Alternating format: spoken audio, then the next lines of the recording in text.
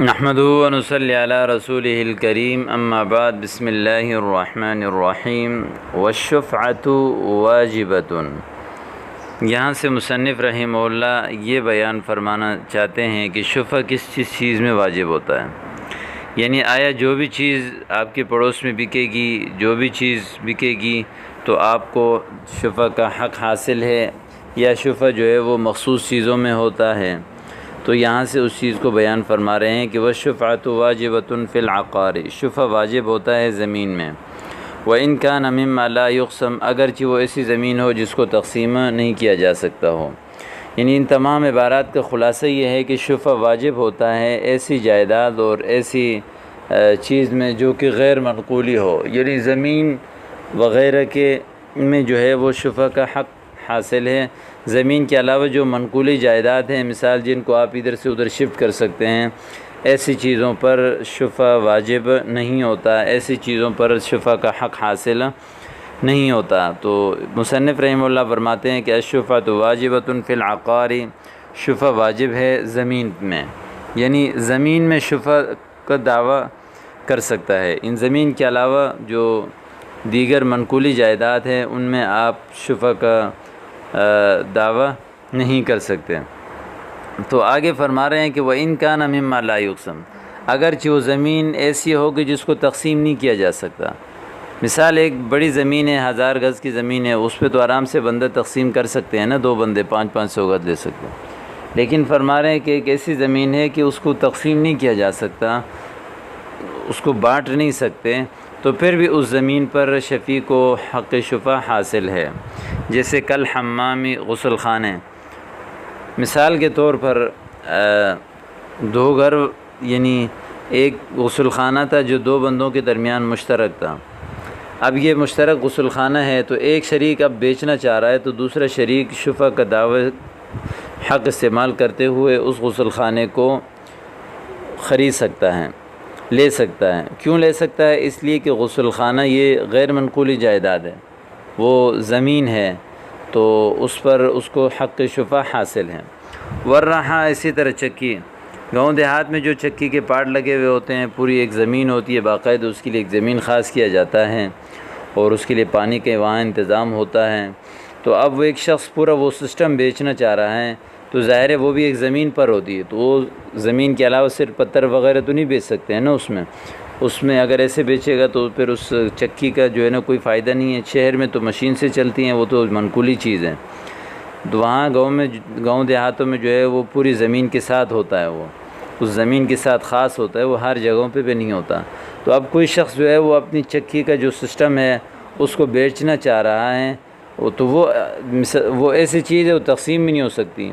تو اس میں جو ہے وہ جو شفیع ہے، مثال کے طور پر اس کا یا مبی میں شریک ہے یا حق مبی میں شریک ہے یا جو ہے پڑوسی ہیں،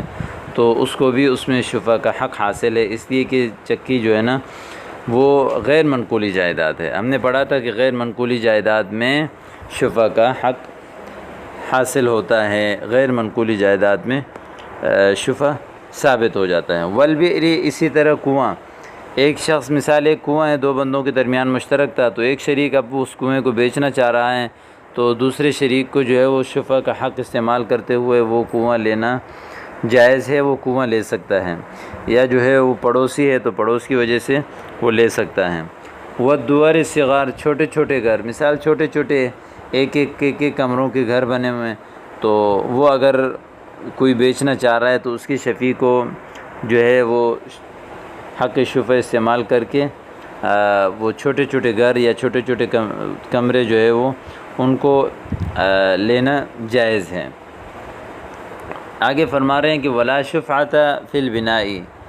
تعمیرات وغیرہ میں شفع نہیں ہے۔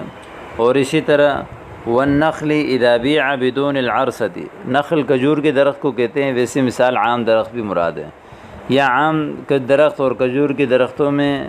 شفع کا جو ہے وہ حق حاصل نہیں ہے اس وقت جب ان کو زمین کے بغیر بیچی جائے، بیع جب ان کو بیچی جائے، بدون العرصۃ، بغیر زمین کی۔ مثال کے طور پر ایک شخص نے اپنی ایک دیوار بیچ دی، کہا کہ یہ دیوار میں آپ کو بیچ دیتا ہوں، لیکن نیچے زمین نہیں بیچتا، یا اسی طرح جو ہے وہ تقریباً کسی کو 3-4 اپنے درخت بیچ دیے اور اس کو کہا کہ یہ درخت تو بیچتا ہوں لیکن میں زمین نہیں بیچتا، تو اس دیوار اور اس زمین یعنی اس درخت کو جو کہ بغیر زمین کے بیچا گیا ہے، تو اس میں شفیع کے لیے حق شفع حاصل نہیں ہے، اس لیے کہ دیوار وہ منقولی چیز ہے، آج یہاں ہے تو کل توڑ کے کہیں اور بھی لگا سکتا ہے، اور اسی طرح درخت آج یہاں ہے تو کل کہیں اور بھی اکھاڑ کے لے جا کے لگا سکتا ہے، تو اس لیے چھوٹی موٹی تعمیرات میں دیوار وغیرہ ہے یا اسی طرح چھوٹے کوئی پتھر وغیرہ سے کوئی چیز بنائی ہوئی ہے، اور یا اسی طرح درخت وغیرہ ہیں، جب ان کو زمین کے بغیر بیچا جائے تو پھر ان کے اوپر شفع کا حق حاصل نہیں ہوگا۔ ہاں اگر ان کو زمین کے ساتھ بیچ دیا جائے تو پھر اس میں بھی شفع ہوگا اس زمین کے تابع ہو کر، ٹھیک ہے۔ ولا شفعۃ فی العروض والسفن، اور اسی طرح کشتیوں میں اور سامانوں میں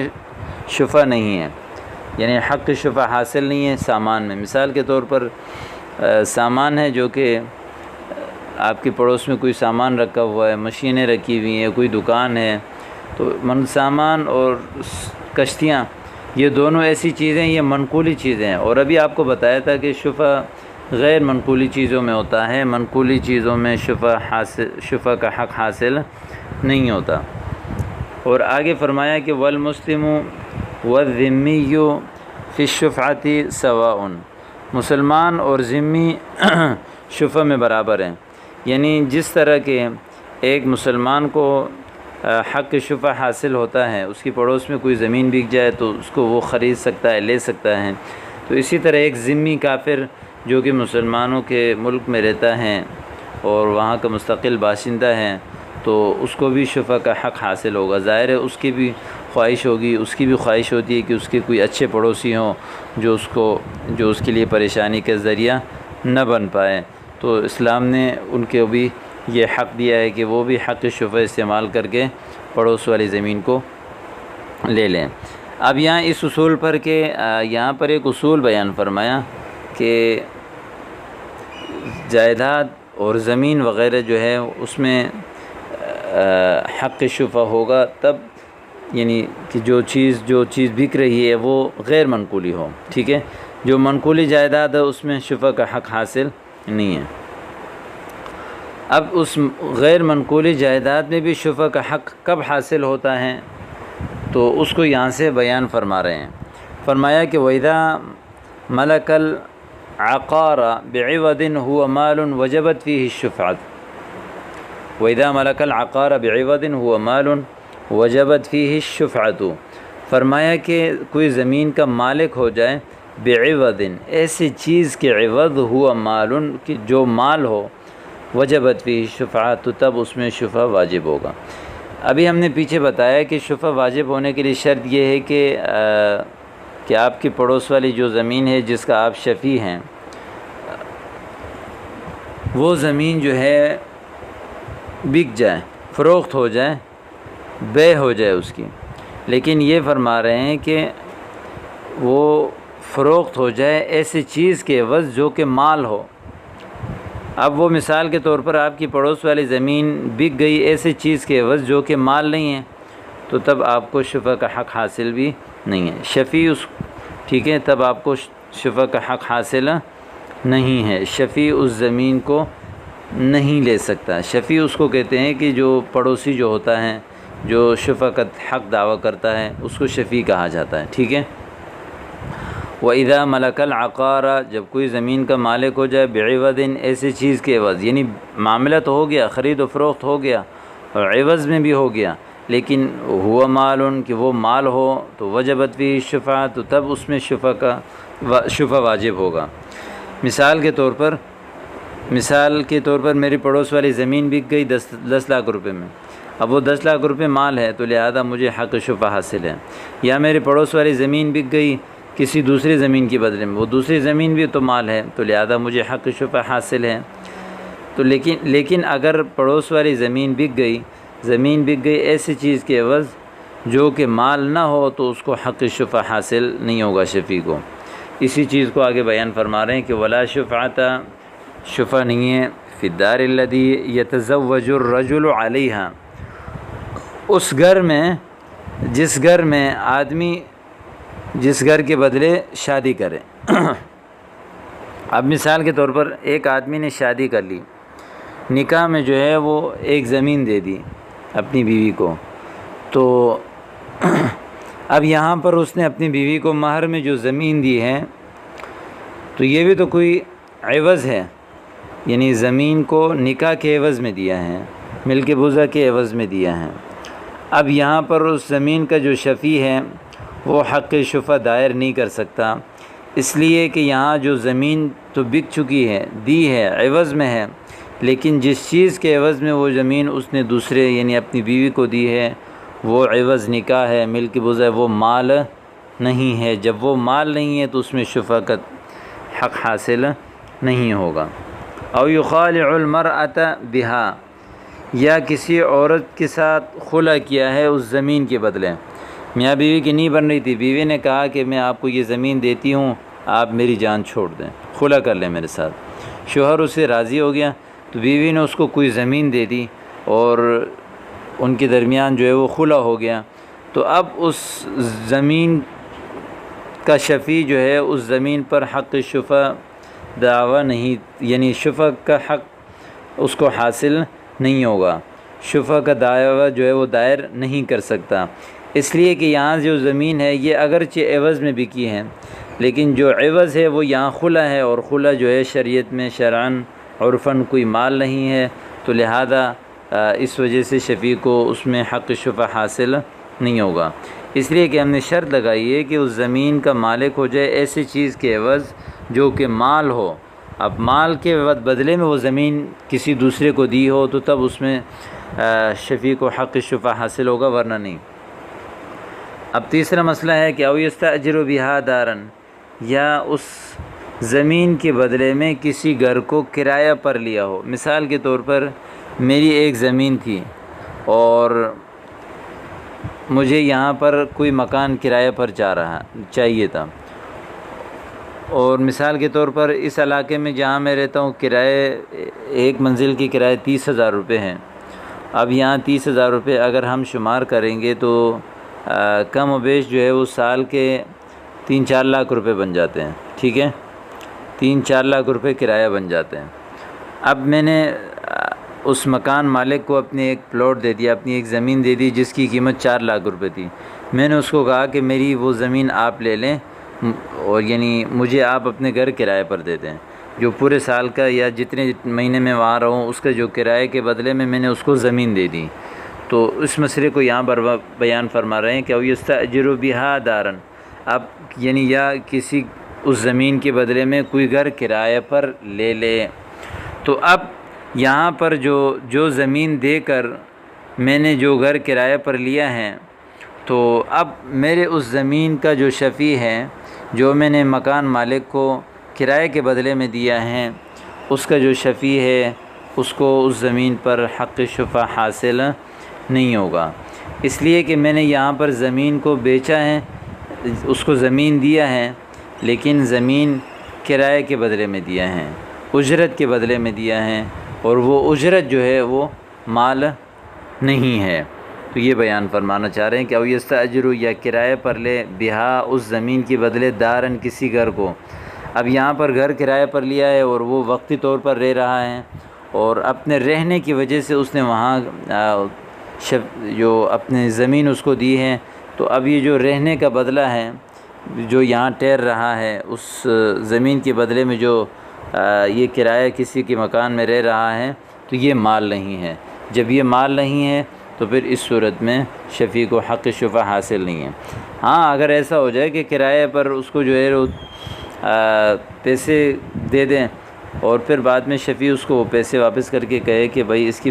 یہ پیسے دو، مجھے وہ اپنی پڑوس والی جو فلاں جو آپ کی زمین ہے وہ دے دو، تو اس صورت میں وہ پھر مال کے بدلے میں ہو جائے گا نا، تبادلہ مال کی وجہ سے اس میں شفیع کو حق شفع حاصل ہوگا، ورنہ صرف کرائے کی وجہ سے دینے کی صورت میں حق شفع حاصل نہیں ہوگا۔ او یصالح من دم عمد، یا دم عمد میں صلح کر لیں۔ مثال کے طور پر اللہ نہ کرے کسی نے کسی کو قصداً قتل کر لیا، قصداً قتل کر لیا اور بات عدالت تک چلی گئی اور وہ ورثہ جو ہے وہ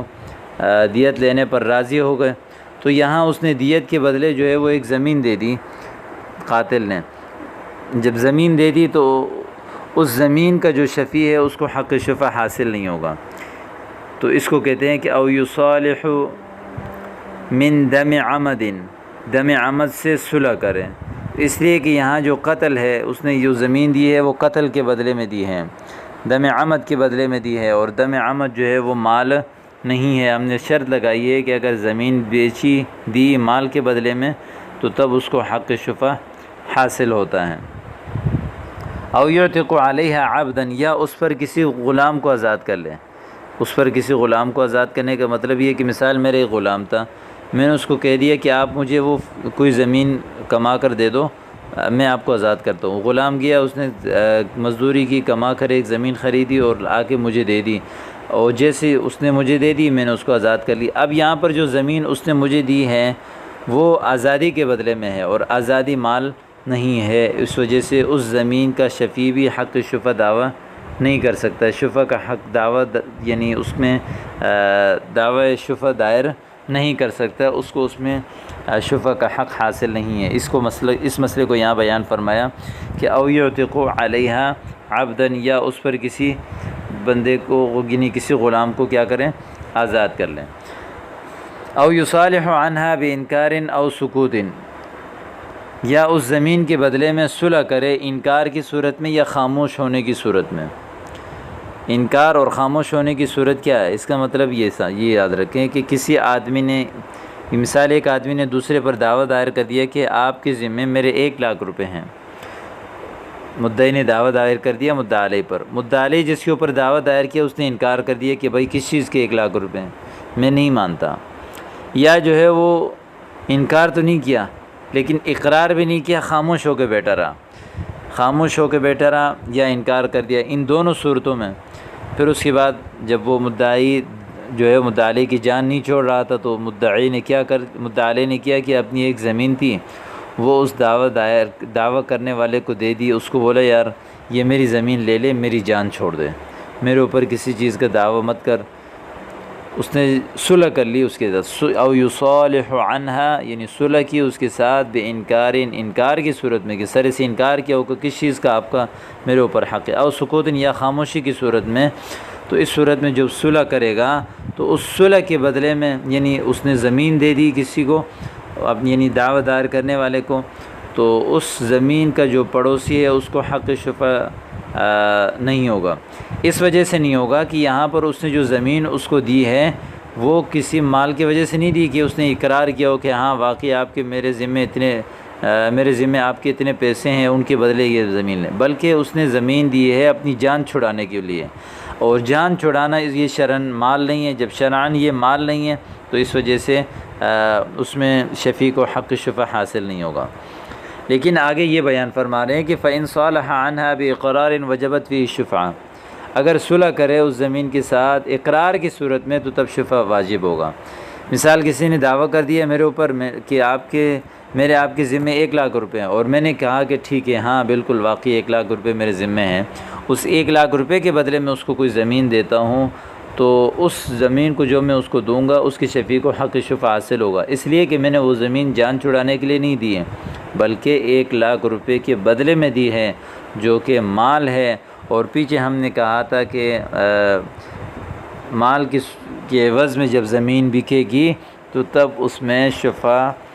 حاصل ہوگا شفیع کو، تو یہی اصول ہے۔ یہ اصول جب آپ ذہن میں رکھیں گے کہ زمین بکی ہو ایسی چیز کے عوض جو کہ مال ہو تو تب شفیع کو حق شفع حاصل ہے، اگر زمین بکی کسی دوسرے کو مل گئی ایسی چیز کے عوض جو کہ مال نہیں ہے تو تب شفیع کو حق شفع حاصل نہیں ہے۔ اسی 2 اصول کے بنا پر مصنف نے اس سبق میں جو ہے وہ کافی تشریح کی۔ امید کرتا ہوں کہ سبق آپ کو اچھی طرح سمجھ آ گیا ہوگا۔ السلام علیکم ورحمۃ اللہ۔